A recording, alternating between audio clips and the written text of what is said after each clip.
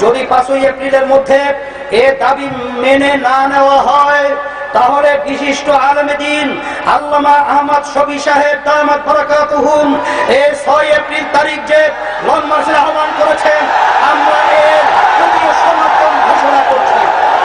2013 সালের 5ই মে বাংলাদেশের রাজনৈতিক ও ধর্মীয় ইতিহাসের এক অবিস্মরণীয় দিন।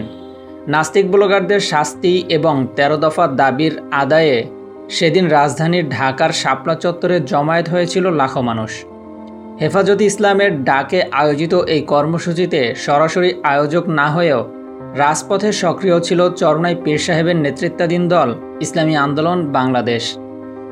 যদিও শাপলা চত্বরের মূল নেতৃত্বে ছিল হেফাজতে ইসলাম, কিন্তু ইসলামী আন্দোলন বাংলাদেশ শুরু থেকেই এই আন্দোলনের প্রতি নৈতিক সমর্থন জানিয়ে আসছিল। পীর সাহেব চরমনাই মুফতি সৈয়দ মোহাম্মদ রেজাউল করিম তখন প্রকাশ্যে ঘোষণা করেছিলেন, ইসলামের অবমাননা রুখতে এবং ইমানের তাগিদে তারা হেফাজতের এই দাবির সঙ্গে একাত্ম। 5ই মে সকাল থেকে রাজধানীর প্রবেশ পথগুলোতে শুরু হয় উত্তেজনা। বাইতুল মোকাররম এবং পল্টন মোড় এলাকায় আইন শৃঙ্খলা রক্ষাকারী বাহিনীর সঙ্গে সংঘর্ষে লিপ্ত হয় জনতা।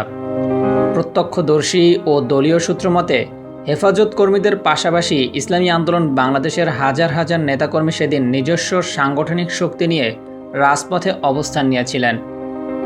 সেদিনের আন্দোলনে ইসলামী আন্দোলন বাংলাদেশের নায়েবে আমির শায়েখে চরমনাই মুফতি ফয়জুল করিম অত্যন্ত সক্রিয় ভূমিকা পালন করেন।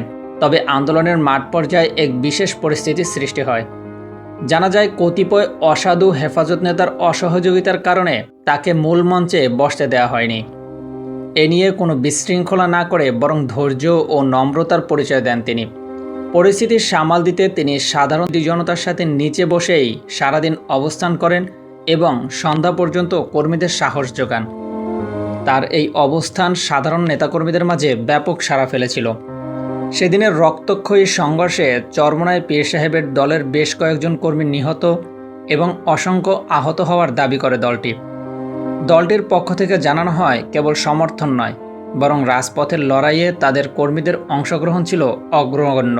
গভীর রাতে অপারেশন সিকিউরড শাপলার মাধ্যমে যখন শাপলা চত্বর খালি করা হয়, তার পরদিন সকালেই চরমনাই পীর সাহেব এই অভিযানের তীব্র নিন্দা জানান।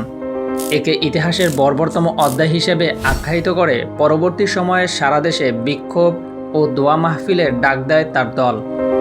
মাহাদি Hasan, desk report, MT Times.